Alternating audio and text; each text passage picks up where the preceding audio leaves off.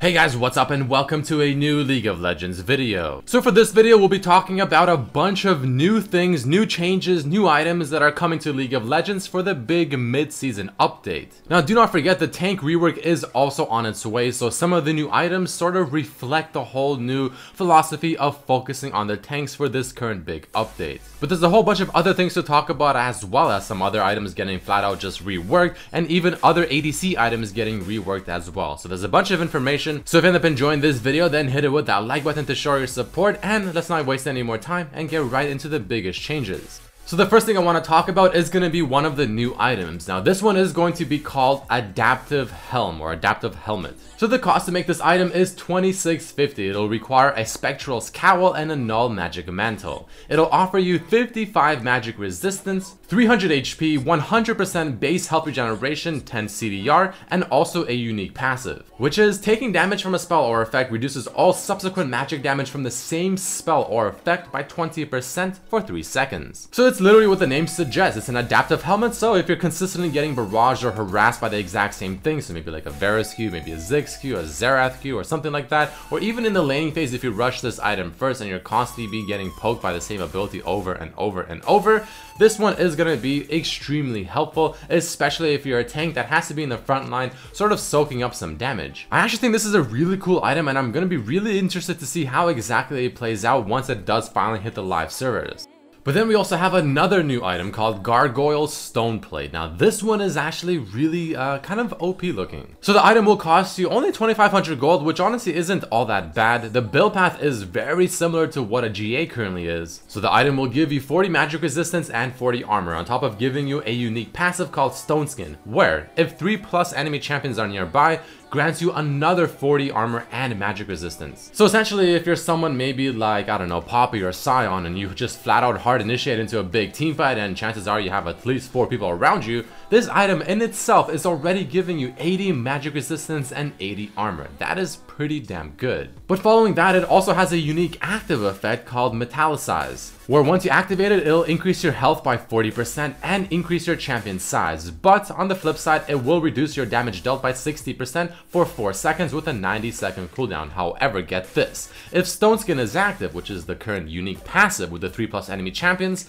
if that's active, the health increase becomes 100% instead. So think about it, if you're playing Scion tank and you're chilling in the middle of a team fight and you have 3 or plus people around you and you have, let's say, about 3,000 HP and maybe 200 MR and armor, well, this effect will instantly give you 6,000 HP for 4 seconds instead, and you're gonna be probably pretty damn impossible to kill. So this one is definitely a prime example of what a tank is going to really want, especially an initiation type tank. I'm not entirely sure if increasing it to 100% is a little too much. I mean, that is quite a bit. Maybe going back down to 80% could be good enough to where it's definitely still exceptionally strong, but not to the point where it's just kind of disgustingly overpowered. So these are the new items that will be coming to League of Legends, hopefully fairly shortly. I mean, they seem pretty strong, especially Gargoyle Stoneplate, but I mean, it's one of those things where it could be where it just seems really strong, but once you actually put it into practice, maybe it's actually not that bad and it's actually pretty balanced. Regardless, there's only going to be one way to find out, and that's just simply to wait for it to hit the live servers and flat out test the hell out of it. Next, we're going to be looking at a bunch of items that just got simply reworked. There's a whole bunch of changes, so let's not waste any time and get right into those next. So starting off with the tanky type items, first we have Abyssal Scepter. Now this item got reworked to where the total cost now is 2,800 gold. The build path is completely different. The Spectral's Cowl and Negatron plus 880 gold to finish it off. Now it'll give you the following stats: 300 HP, 70 magic resistance, 100% base health regeneration, 10% CDR, and also a unique aura where nearby enemy champions will take 10% more magical damage. So some parts of it are definitely still the same, like it'll still give you the MR, it'll still give you that unique aura, and it'll still give you the CDR. But now you can see AP is no longer a thing. Abyssal Scepter went from being this tanky AP item to being literally just a tank item and only a tank item. I'm not entirely sure what the intent behind this change was, especially when you hear the next thing I'll talk about with Banshees Veil. But I mean, it is going to be literally just a tank item only now, so I guess that's something, though it's kind of also a little bit weird considering Abyssal Scepter for the longest time has always been this tanky AP item that has just been very, very useful in many situations. But now mid laners can no longer really buy it for that purpose. But let's move on to the next big change happening to a very common item that has been around for the longest of times, Banshees Veil. So this bad boy will now cost you 2700, but it'll also give you 70 ability power, 45 MR, and 10% CDR. So this one is gonna be pretty much the almost opposite, if you will, of the Abyssal Scepter. Because the Abyssal Scepter went from being a hybrid item to just tank, to where Banshees Veil went from being pretty much just a tank item to now being a hybrid AP item. But the part that I think is really cool with Banshees Veil is that even now, of course, it gives you 70 AP and it still gives you the MR and the CDR and everything is there, which is beautiful. The unique passive of it giving you that spell shield is actually still there, which is pretty interesting. So now instead of just having an item that just gives you flat MR and AP and that's going to be your main defensive stat against, you know, AP champions as a mid laner, instead now you go Banshees Veil, which still gives you MR, which still gives you AP, and which will still give you the CDR, which is all what you really wanted, but it'll instead now give you the unique passive of giving you the shield rather than the increase in magical damage. I legitimately think that this actually might be a worthy trade-off to where getting Banshees Veil in the situations where you normally currently would get Abyssal Scepter might actually be more effective and a bit stronger. But we'll see exactly how it feels once it does hit the live servers and I get a chance to finally actually test it out. Now another item that's been around for a very long time is also getting a pretty damn big rework, and that item is Guardian's Angel. So this item will now actually have a build path of a pickaxe, a longsword, and a cloth armor, which is definitely quite different than the usual Guardian's Angel that we've been sort of used to. It'll give you 40 attack damage and also 30 armor, and upon taking lethal damage, it'll still obviously restore 50% of your base health and 30% of your maximum mana after 4 seconds of stasis. So notice how now it'll actually only give you 50% of your base health back rather than either being whichever is better, percent of your HP back or flat HP back. So that's a very big and important thing to notice. Now again, if you're a very squishy champion, it'll obviously not be as effective, but if you're a tank and you have a ridiculous amount of HP, then it'll refund quite a bit of that once you respawn. I'm still not entirely sure what the purpose was of making Guardian's Angel not have any MR whatsoever anymore while giving it instead AD. I'm not really sure what the idea behind that was or why they did that, and who essentially is going to want to buy this, since now it's pretty good on champions that actually build damage since it gives you 40 AD, yet now that doesn't give you flat HP back when you revive but only 50% of your base health could be not so good on squishies. So it's kind of like everywhere and not exactly focusing on one thing, so I'm not entirely sure if I like this idea. But moving along to another staple item that also got a rework, we have Doran Shield. Now this item will cost you 400 gold, 80 HP it'll offer, but on top of this it'll have a passive effect of restoring 6 HP every 5 seconds, passive effect of basic attacks deal an additional 5 physical damage to minions on hits, and the unique passive of regaining an additional 20 HP over 10 seconds after taking damage from an enemy champion. So no longer does Doran Shield flat out just block single target damage or spells, instead now it'll just flat out give you extra regeneration with the unique passive effect,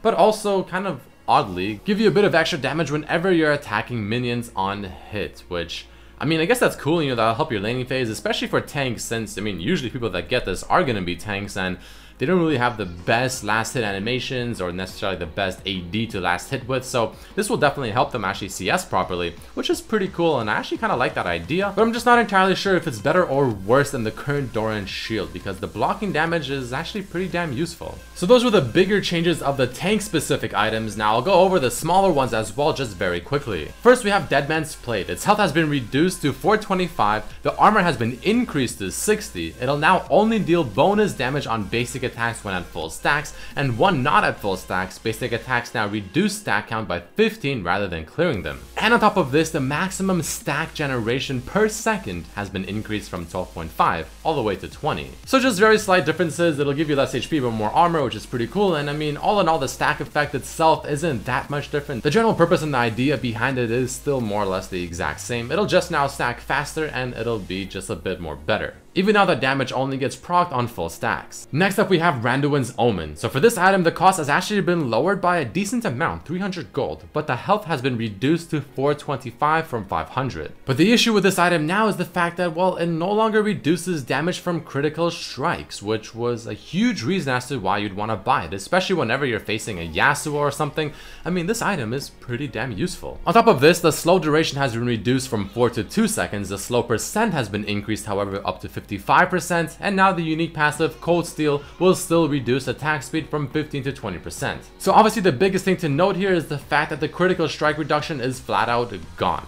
Why? I'm not entirely sure. I feel like it shouldn't be gone. I feel like that was a huge reason, so this item's purpose and value has definitely dropped, which I guess is the reason behind the 300 gold decrease, but I don't know, it just seems like a still, okay item, but not definitely as good. Next up we have a Spirit Visage change, which is very minor, but the health has been lowered to 425 from 500, and the magic resist has been increased by 10. So it seems like there's a pretty common trend among the tank items now where the health offered is just flat out lower, but the resistances offered is flat out higher. Next up we also have Sunfire Cape, which received the usual treatment. The health has been reduced, the armor has been increased. The burn damage has also actually been reduced by quite a bit, from 25 plus 1 per level to 11 plus 1 per level, so I mean, if Bombing Cinder is the same, then rushing a Sunfire too quickly may not be all that good. But on the flip side, to kind of make up for that, the bonus damage to minions and monsters has actually been increased by 150%. So clearly this item is actually still really good when it comes to just flat out wanting to push in the wave, but I mean, personally I like this item because whenever I get it as a sort of tanky top laner, it really helps you when it comes to trading with the enemy champion, because as long as you're just right beside them, constantly hitting them with your usually big base damage on tank champions, the Bombing Cinder or the Sunfire Cape will give you a nice little bit of extra damage consistently as well, and it'll make the trades usually in your favor. But it went from that to just being really focused on just being a pushing type item instead. And then finally we have Warmog's Armor. 800 health, 200% base health regeneration, 10% CDR, and grants you Warmog's Heart if you have at least 2750 max HP. And what this effect gives you is it restores 25% of your maximum health every 5 seconds if damage hasn't been taken within 8 seconds, essentially giving you disgustingly strong regeneration. Next up, let's talk about very quickly the changes and the reworks happening to the ADC items. First we have Death's Dance, where the damage on it has been increased by 5, and the unique passive has been changed from 15 to 30% of damage taken is dealt as bleed over 3 seconds. All in all, definitely somewhat of a buff to Death's Dance, to where if you have enough lifesteal, it'll actually make the bleed effect really useful. Very quickly, the Executioner's Calling price has been actually increased from 800 gold to 1000, probably to make it a little bit more difficult when it comes to trying to itemize against tanks, especially ones that have regeneration.